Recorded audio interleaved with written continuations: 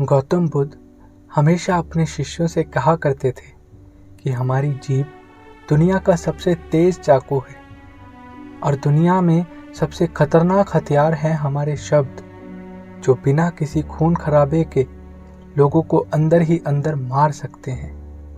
हमारे शब्द ही हमारी ताकत भी हैं और ये हमारी कमजोरी भी हो सकते हैं। अगर हमें नहीं पता कि कब, कहाँ, क्या और कितना बोलना है, यदि हम सही समय पर सही इरादे से सही शब्दों का प्रयोग करते हैं तो यह हमें एक सफल इंसान बनाते हैं।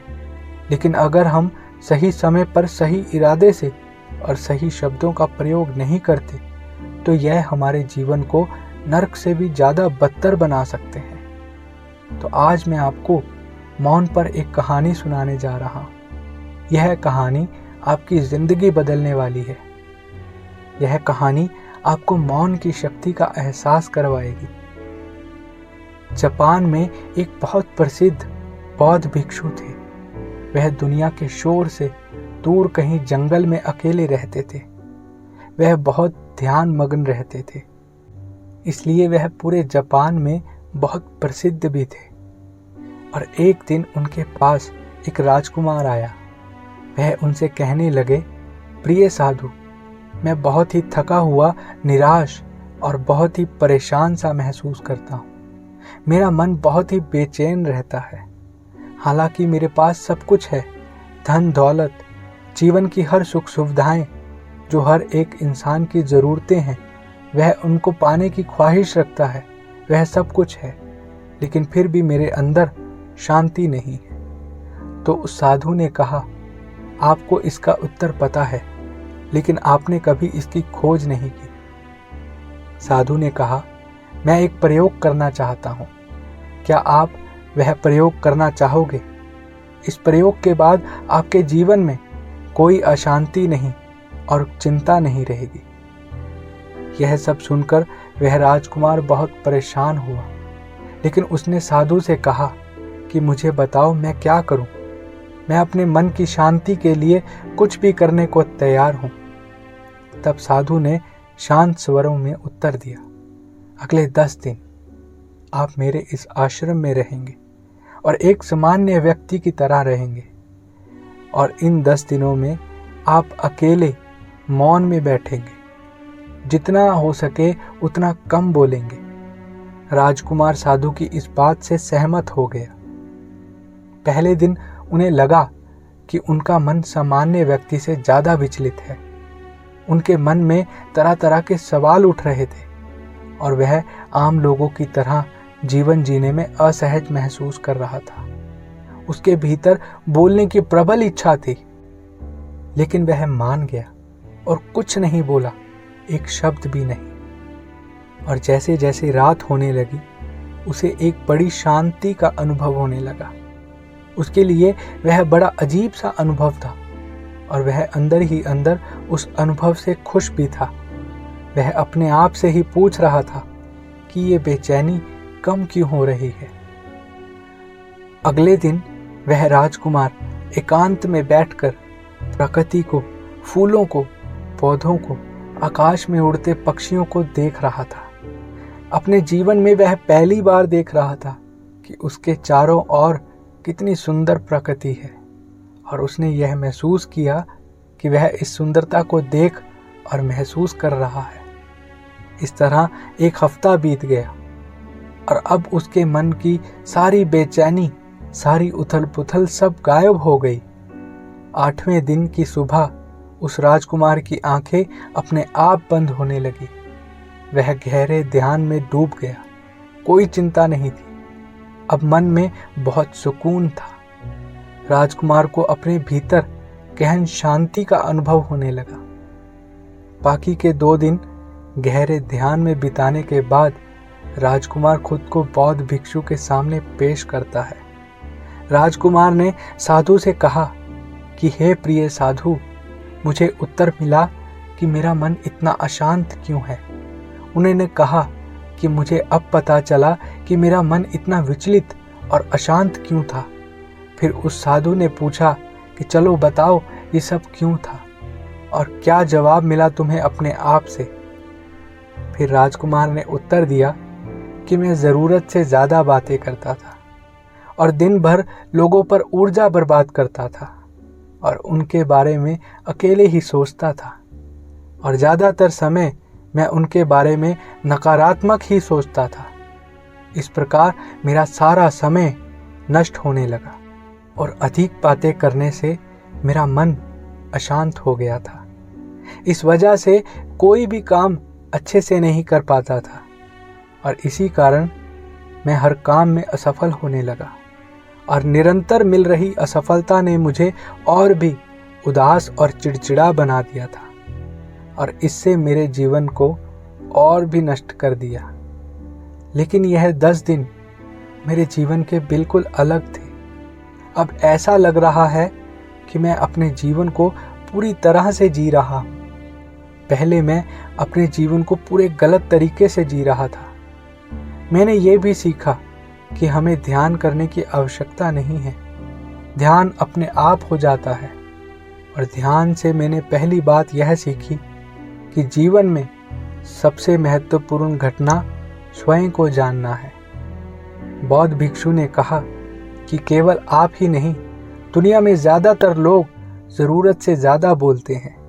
दुनिया में अधिकतर लोग एक दूसरे को नीचा दिखाने के लिए बोलते हैं और अपनी ऊर्जा और अपने जीवन को दोनों को बर्बाद करते हैं। साधु ने राजकुमार को मौन रहने का महत्व समझाया और कहा कि एक बार शिष्य गौतम बुद्ध से भी पूछ लेते हैं कि वह अधिकांश समय मौन क्यों रहते हैं। बुद्ध ने कहा कि मैं गहराई में मौन रहता हूँ। मौन स्वयं को जानने की पहली सीढ़ी है। यदि आप मौन नहीं रह सकते तो स्वयं को जानना असंभव है। जितना जरूरी हो उतना ही बोलें और इंसान का 90% बोलना हानिकारक होता है। नहीं बोलेंगे तो अच्छा होता, 90% मुश्किलें कम हो जाएंगी। अगर लोग थोड़ा सा चुप हो जाएं तो झगड़े कम हो जाएं और जीवन की अशांति कम हो जाए। दुनिया में बहुत सारी मुश्किलें सिर्फ बोलने से पैदा हो जाती हैं। जो मौन रहता है वो भीड़ में भी अकेले रहने का हुनर जानता है। एकांत में मनुष्य स्वर्ग भी है। दूसरों की उपस्थिति बेचैनी को पैदा करती है। पहले अपने साथ मौन धारण करो, फिर अपनी ऊर्जा को वापस आने दो, मन को घर आने दो। जब आप दूसरों की उपस्थिति से उठते हैं और परेशान हो जाते हैं तो उचित है कि आप अपनी आंखें बंद कर लें और अपने आप में खो जाएं, अपने आप में डूब जाओ। उस वक्त तुम उस जगह में भी ताजगी पाओगे, क्योंकि तुम्हारे अंदर ही उसका हल छुपा हुआ है। वह किसी और में नहीं, लेकिन तुम्हारी जड़ें तुम्हारी जैसी हैं। आखिर कौन तुम्हें तुम्हारे अंदर लेकर जाएगा? यदि कोई ना हो तो मुझे स्वयं ही भीतर जाना होगा। इसलिए अपने ही भीतर जाओ, वहीं परम राजा है। वहीं से आनंद का जन्म होता है, वहीं से मृत्यु, वहीं से तुम मोक्ष को प्राप्त करोगे। वहीं से तुम्हारा सूर्य उदय होगा, वहीं से तुम्हारा सूर्य अस्त होगा। तुम जब भी डुबकी लगाओगे वहीं से पाओगे। फिर तुम खुद को तरोताज़ा पाओगे। तुम जीवन का नया धन पाओगे। फिर से नई शक्ति का जन्म होता है। थकान मिट जाती है, उदासी मिट जाती है, चिंता मिट जाती है। जैसे कोई नहा कर आता है तो शरीर शीतल हो जाता है, शांत हो जाता है, वैसे ही भीतर से कोई वापस आता है तो मौन में स्नान करके आता है तो पूरा व्यक्तित्व शांत हो जाता है और मन आनंदित हो जाता है। जब आप आंतरिक मोह की उस ऊंचाई पर पहुंच जाओगे तो आप पाओगे कि आपका मन बोलने से भी नहीं बोलता। आपकी चुप्पी कोई नहीं तोड़ सकता। उस वाणी में सुगंध होगी, उस वाणी में विशालता होगी। जो बोलने का संगीत होगा वो सब बहुत ही मधुर होगा। आप बोलेंगे तो लोग तुम्हें ध्यान से सुनेंगे। भीतर से मौन होते ही आप इतने शक्तिशाली होने लगते हैं कि समाज की पराधीनता छोड़ने लगते हैं। फिर आपकी जिंदगी में ऐसा मजा आने लगता है जैसे किसी दीवानों की जिंदगी में होता है। आपके चेहरे पर एक नई चमक आ जाती है, आपकी आंखें एक अद्भुत चमक से भर जाती हैं और आप असीम शांति में डूबने लगते हैं। ऐसा कहकर गौतम बुद्ध जी ने अपनी बात समाप्त की। दोस्तों, आपने भी अनुभव किया होगा कि ज़्यादा बातें करने वाले लोग अशांत हो जाते हैं, अपने दिमाग का नियंत्रण खो देते हैं। जो लोग बहुत बातें करते हैं उनमें एक जगह ध्यान केंद्रित करने की क्षमता नहीं होती, इसलिए वो अपने लक्ष्य पर केंद्रित नहीं कर पाते और जीवन की सच्चाई को समझ नहीं पाते और ना ही कभी मनचाही सफलता प्राप्त कर पाते हैं। इसके अलावा आपने देखा होगा वो लोग हमेशा हंसी का पात्र बन जाते हैं और जो लोग कम बोलते हैं और जो अपनी बातों पर टिके रहते हैं उन्हें सम्मान भी मिलता है और लोग उनकी बातों को ध्यान से सुनते हैं और समझते भी हैं। और अशांत मन वाला इंसान हमेशा इधर उधर भटकता रहता है, जीवन में कभी सफल नहीं हो पाता। जब एक शांत मन वाला व्यक्ति कहीं जाता है तो आकर्षण का केंद्र बन जाता है।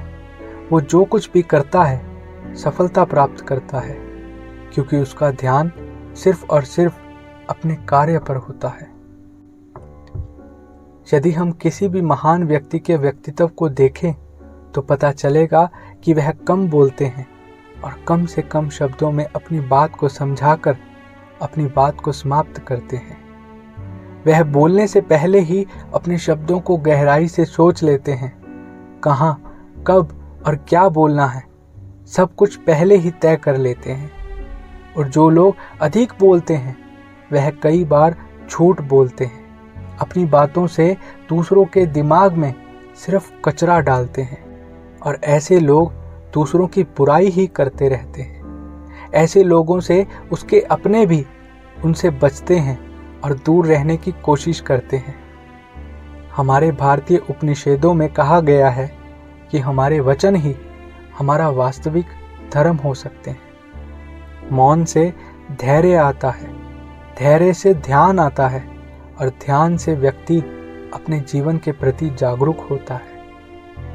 आज की इस वीडियो के माध्यम से मैं आपसे कहना चाहता हूँ कि आप भी हर रोज कुछ समय अपने भीतर जाने का प्रयास करें और इससे आप देखेंगे कि आपके अंदर कुछ बदलाव आएंगे। और आप अपने कुछ सुझाव हमें कमेंट करके ज़रूर बताएं। धन्यवाद।